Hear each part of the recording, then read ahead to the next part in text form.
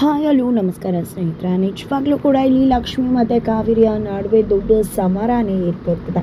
ಹಾಗಿದ್ರೆ ಏನಾಯಿತು, ಏನು ಕತೆ? ಈ ಕಡೆ ಲಕ್ಷ್ಮಿಗೆ ಫಿದಾ ಆಗೇ ಬಿಟ್ರ, ವೈಷ್ಣವ್ ಲಕ್ಷ್ಮಿನ ಒಪ್ಪಿ ಅಪ್ಕೊಂಡೇ ಬಿಟ್ರ. ಹಾಗಿದ್ರೆ ಏನಾಯಿತು, ಏನು ಕತೆ? ಇದು ಎಲ್ಲವನ್ನ ಕೂಡ ತಿಳ್ಕೊಬೇಕು ಅಂದರೆ ಈಗಲೇ ನಮ್ಮ ಈ ಚಾನಲ್ನ ಸಬ್ಸ್ಕ್ರೈಬ್ ಮಾಡಿ, ಹಾಗೆ ಈ ಒಂದು ವಿಡಿಯೋವನ್ನು ಪೂರ್ತಿಯಾಗಿ ನೋಡುವುದನ್ನು ಯಾವುದೇ ಕಾರಣಕ್ಕೂ ಕೂಡ ಮರಿಬೇಡಿ.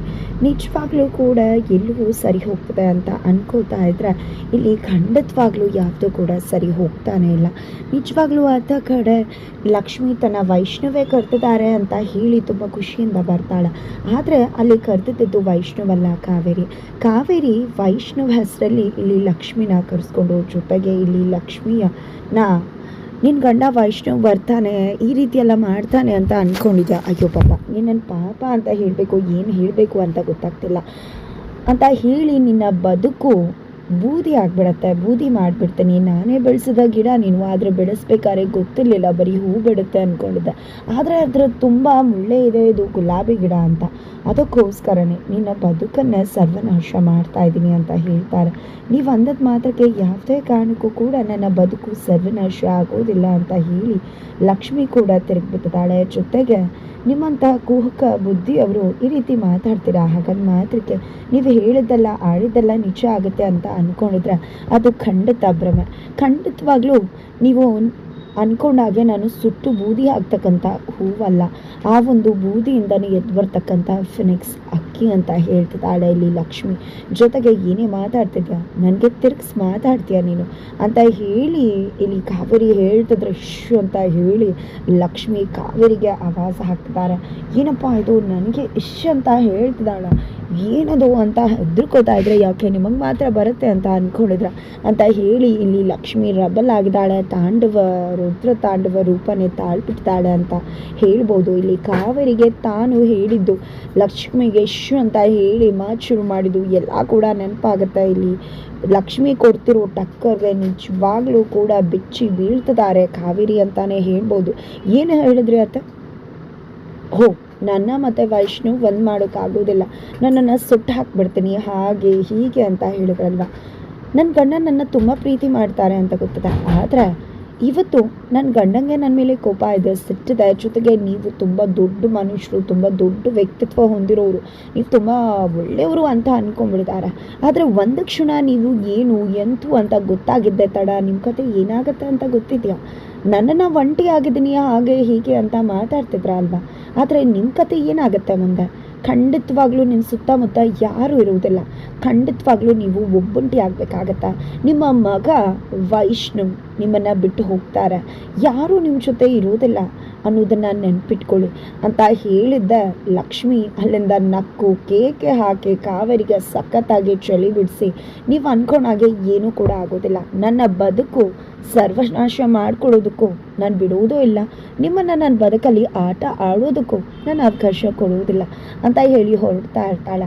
ಅದ ಕಡೆ ಸುಪ್ರೀತ್ ಅವರು ಕಾರುಣ್ಯ ಮತ್ತು ಕೀರ್ತಿ ಹತ್ರ ಒಂದು ಪ್ಲ್ಯಾನ್ ಮಾಡಿದ್ದೀನಿ, ಇಲ್ಲಿ ಲಕ್ಷ್ಮಿ ವೈಷ್ಣವ್ ಜೊತೆ ಹೋಗಬೇಕು, ಅಲ್ಲಿ ನಮ್ಮ ಪ್ಲ್ಯಾನ್ ಎಕ್ಸಿಕ್ಯೂಟ್ ಆಗಬೇಕು ಅಂತ ಹೇಳ್ತಾರೆ. ಪ್ಲ್ಯಾನ್ ಅಂತೂ ತುಂಬ ಸೂಪರ್ವಾಗಿದೆ, ನಾನು ಹೋಗ್ತೀನಿ ಅಂತ ಕೀರ್ತಿ ಹೇಳಿದ ತಕ್ಷಣ ಇಲ್ಲ, ನೀನು ಅಂತೂ ಹೋಗೋದೇ ಬೇಡ, ನೀನು ಹೋದರೆ ಏನಾಗುತ್ತೆ ಅಂತ ಗೊತ್ತಾ ಅಂದಾಗ, ಯಾಕೆ ನಿಮ್ಗೆ ಯಾಕೆ ಹೋಗಬಾರ್ದು, ನನ್ನ ಮತ್ತು ಲಕ್ಷ್ಮಿನ ಯಾಕೆ ದೂರ ಮಾಡ್ತೀರಾ ನೀವು?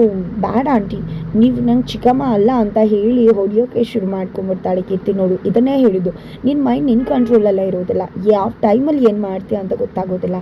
ನೋಡುವ ಕಾರುಣ್ಯ, ನಿನಗೆ ನನ್ನ ಮಾತು ಅರ್ಥ ಆಗುತ್ತೆ ಅಂತ ಅನ್ಕೋತೀನಿ ಅಂತ ಹೇಳಿ ಅಲ್ಲಿಂದ ಹೊರಡ್ತಾರೆ. ತದನಂತರ ಇತ್ತ ಕಡೆ ಕಾವೇರಿಯವರಂತೂ ಏನಪ್ಪ ಇದು, ಏನಾಗ್ತದೆ, ನನಗೆ ತಿರುಗಿಸಿ ಈ ರೀತಿಯೆಲ್ಲ ಮಾತಾಡ್ಬಿಟ್ಲ ಅಂತ ಅಂದ್ಕೊಂಡಿದ್ದೆ. ಕೈಗೆ ಸಿಕ್ಕಿರೋದನ್ನೆಲ್ಲ ಅಲ್ಲೇ ಬಿಸಾಡ್ತಾ ಇದ್ರೆ ಅಲ್ಲಿ ಫೈನಲಿ ಬರೋದು ಅವರ ಅತ್ತೆ ಕೊಡ್ತಾರೆ. ಅಯ್ಯೋ ಕಾವೇರಿ, ನಿನ್ನನ್ನು ಈ ರೀತಿ ನೋಡೋಕ್ಕಾಗ್ತಿಲ್ವಲ್ಲ, ನಿಜವಾಗ್ಲೂ ಅಯ್ಯೋ ಪಾಪ ಅನ್ನಿಸ್ತದೆ. ಯಾರೂ ನಿನಗೆ ಈ ರೀತಿ ಬೆವರು ಇಳಿಸಿರಲಿಲ್ಲ ಅಲ್ವಾ? ನಿಜವಾಗ್ಲೂ ನನ್ನ ಸೊಸೆನ ಈ ರೀತಿ ಬೆವರು ಇಳಿಸ್ತಾರೆ ಒಬ್ಬರು ಅಂತ ಅಂದ್ಕೊಂಡೇ ಇರಲಿಲ್ಲ. ಆದರೆ ನಿಜವಾಗ್ಲೂ ನಾನು ಒಳ್ಳೆ ಸೊಸೆ ಪಡೀದೇ ಇರ್ಬೋದು, ಆದರೆ ಒಳ್ಳೆ ಮೊಮ್ಮಗಳನ್ನ ಪಡ್ಕೊಂಡಿದ್ದೀನಿ. ನಿನ್ನ ಸಖತ್ತಾಗೆ ಚಳಿ ಬಿಡಿಸಿದ್ಲು.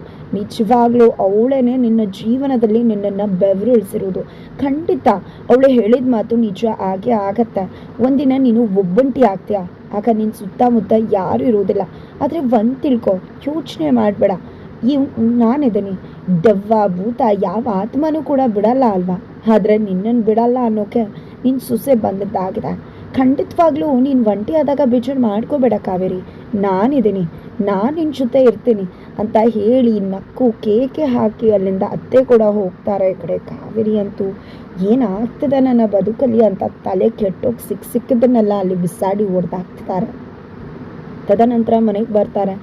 ವೈಷ್ಣು ಪುಟ್ಟ ಎಲ್ಲಿ ಅಂತ ಗಂಗಕ್ಕನ ಕೇಳಿದಾಗ ಅಲ್ಲಿ ರೂಮಲ್ಲಿದ್ದಾರೆ ಅಂತ ಹೇಳ್ತಿದ್ದಾಗ, ಇಲ್ಲ ಹೋಗಲೇಬೇಕು ಅಂತ ಅಂದ್ಕೊಂಡಿದ್ದ, ಮಗನ ಜೊತೆ ಮಾತಾಡಬೇಕು ಅಂತ ಅಂದ್ಕೊಂಡು ಹೋಗ್ತಾರೆ. ಆಲ್ರೆಡಿ ವೈಷ್ಣವ್ ರೆಡಿ ಆಗಿಬಿಟ್ಟಿದ್ದಾರೆ. ವೈಷ್ಣವನ್ನ ನೋಡಿದ್ರೆ ನಿಜವಾಗ್ಲೂ ಕಾವೇರಿಗೆ ಶಾಕ್ ಆಗುತ್ತೆ. ಏನಪ್ಪ ಇದು, ನಾನು ರೆಡಿ ಆಗಿರೋದು ನೋಡ್ತಾ ಇದ್ರೆ ನಿಜವಾಗ್ಲೂ ಸುಪ್ರೀತಾ ಹೇಳಿದ ಮಾತು ನಿಜ ಆಗಿಬಿಡುತ್ತೆ ಅಂತ ಅನ್ನಿಸ್ತದೆಯಲ್ಲ. ಹಾಗಿದ್ರೆ ಇಲ್ಲಿ ನಿಜವಾಗ್ಲೂ ಕೂಡ ಇವನು ಅವಳ ಜೊತೆ ಹೋಗ್ತಿದ್ದಾನೆ. ಹೋಗಿ ಏನಾದರೂ ಸುಪ್ರೀತಾ ಹೇಳಿದಾಗೆ ಮತ್ತೆ ಇವರಿಬ್ಬರು ಮದುವೆ ಆಗಿಬಿಟ್ರೆ ಏನು ಮಾಡೋದು ಅಂತ ಅಂದ್ಕೊಂಡಿದ್ದೆ. ಏನು ಪುಟ್ಟ ನೀನು ಎಲ್ಲಿಗೆ ಹೋಗ್ತಿದ್ಯಾ ಅಂದಾಗ, ಅದೇ ಅಮ್ಮ ಮದುವೆ ಇದೆ ಅಲ್ವಾ, ಅದಕ್ಕೆ ಲಕ್ಷ್ಮಿ ಜೊತೆ ಹೋಗ್ತಿದ್ದೀನಿ ಅಂದಾಗ, ನಾನು ಬರ್ತೀನಿ ಪುಟ್ಟ ಅಂತ ಹೇಳಿದಾಗ, ಬೇಡ ಅಮ್ಮ ಅಂದ ತಕ್ಷಣ ಕಾವೇರಿಗೆ ಶಾಕ್ ಆಗುತ್ತೆ. ಯಾಕೆ ಪುಟ್ಟ, ನನ್ನನ್ನು ಕರ್ಕೊಂಡು ಹೋಗೋಕ್ಕೆ ಇಷ್ಟ ಇಲ್ವಾ ಅಂದಾಗ, ಅದು ಹಾಗಲ್ಲ ಅಮ್ಮ, ಲಕ್ಷ್ಮಿಗೆ ಮೊದಲೇ ನಿನ್ನ ಕಂಡ್ರೆ ಆಗೋದಿಲ್ಲ, ನಂದೇನೋ ಅನಿವಾರ್ಯತೆ ಇದೆ, ಮೊದಲೇ ಲಕ್ಷ್ಮಿ ಜೊತೆ ಈ ಒಂದು ಫಂಕ್ಷನ್ ಫಿಕ್ಸ್ ಆಗಿತ್ತು, ಅದಕ್ಕೋಸ್ಕರ ನಾನು ಹೋಗ್ತಿದ್ದೀನಿ, ಆದರೆ ನಿನ್ಗೆ ಯಾಕೆ ಅಂತ ಹೇಳಿ ವೈಷ್ಣವ್ ಹೇಳ್ತಿದ್ದಾರೆ. ಆ ಕಡೆ ಸುಪ್ರೀತ್ ಅವರು ಲಕ್ಷ್ಮಿನ ಒಪ್ಸೋಕೆ ಅಂತ ಹೋಗಿದ್ದಾರೆ. ಆದರೆ ಇಲ್ಲಿ ಲಕ್ಷ್ಮಿ ಒಪ್ಕೋತಾನೆ ಇಲ್ಲ, ಸಂಬಂಧನೇ ಇಲ್ಲ ಅನ್ನೋರ ಜೊತೆ ನಾಟಕ ಮಾಡ್ಕೊಂಡು ಹೋಗೋದಕ್ಕೆ ನನ್ನ ಮನಸ್ಸು ಆಗೋದಿಲ್ಲ ಅಂದಾಗ, ಏನು ಮಾತಾಡ್ತಿದ್ಯಾ ಲಕ್ಷ್ಮಿ, ಅವ್ನ ತಲೆನ ಕೆಡಿಸ್ತಿರೋದು ಆ ಕಾವೇರಿ ಮನೇಲಿ ಇದ್ಕೊಂಡು ತಲೆ ಕೆಡಿಸ್ತಾನೆ ಇರ್ತಾಳೆ. ಈಗ ನಿನ್ನ ಜೊತೆ ಬಂದರೆ ವೈಷ್ಣವ್ ತಲೆ ಕೆಡಿಸೋರು ಯಾರೂ ಇರೋದಿಲ್ಲ, ಅವ್ನು ಬದುಕು ಸರ್ವನಾಶ ಮಾಡ್ಕೊತಿದ್ದಾನೆ ಕೋಪಕ್ಕೆ ಕೈಗೆ ಬುದ್ಧಿ ಕೊಟ್ಟು ಅಂತಿದ್ರೆ, ಖಂಡಿತ ನಾನು ತಪ್ಪು ಮಾಡಿದ್ದೀನಿ ಅಂತ ಅವ್ರಿಗೆ ಅನಿಸಿದೆ, ಕೋಪ ಮಾಡ್ಕೊಂಡಿದ್ದಾರೆ. ಆದರೆ ಅವರು ಎರಡು ತಪ್ಪು ಮಾಡಿಬಿಟ್ರು. ನನ್ನ ಮನೆಯಿಂದ ಕೂಡ ನನ್ನ ಒಪ್ಪಿಗೆ ಇಲ್ಲದೆ ಹೊರಗಡೆ ಕಳಿಸಿದ್ರು. ಈಗ ನಾನು ಒಪ್ಪಿಗೆ ಇಲ್ಲದೆ ಮತ್ತೊಂದು ಮದುವೆ ಆಗ್ತೀನಿ ಅಂತ ತೀರ್ಮಾನ ತಗೋತಿದ್ದಾರೆ.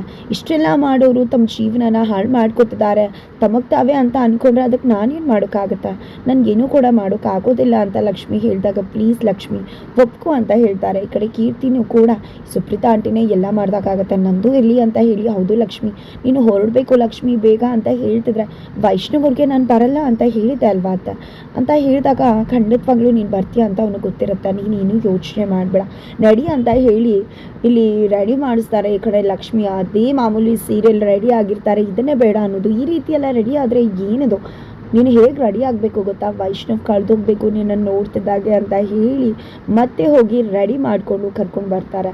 ಕಾರುಣ್ಯ ಅವರಂತೂ, ಲಕ್ಷ್ಮಿ ತುಂಬ ಮುದ್ದಾಗಿ ಕಾಣಿಸ್ತಿದ್ಯಾ ಅಂದಾಗ, ಈ ಆಂಟಿ ಮತ್ತು ಕೀರ್ತಿ ಸೇರಿಕೊಂಡೆ ರೆಡಿ ಮಾಡಿಸಿದ್ದು ಅಂತ ಹೇಳ್ತಾರೆ. ಅಷ್ಟರಲ್ಲಿ ವೈಷ್ಣವ್ ಲಕ್ಷ್ಮಿ ರೆಡಿ ಆಯಿತಾ ಅಂತ ಹೇಳಿ ಕೀರ್ತಿ ಮನೆಗೆ ಬಂದೇ ಬಿಡ್ತಾರೆ. ಲಕ್ಷ್ಮಿ ನಾನು ನೋಡಿದ್ದೆ ನಿಜವಾಗ್ಲೂ ಕೂಡ ವೈಷ್ಣವ್ ಕಳೆದೋದ ವೈಷ್ಣವ್ ಲಕ್ಷ್ಮಿನ ಅಪ್ಪಿ ಒಪ್ಕೊಂಡು ಮತ್ತೆ ಮದುವೆ ಆಗೇ ಬಿಡ್ತಾರೆ. ಏನೆಲ್ಲ ಆಗುತ್ತೆ ತಿಳ್ಕೊಬೇಕು ಅಂದರೆ ಮುಂದೆ ನಾವು ವೀಚ್ ಮಾಡಿದ್ದನ್ನು ಮರಿಬೇಕು.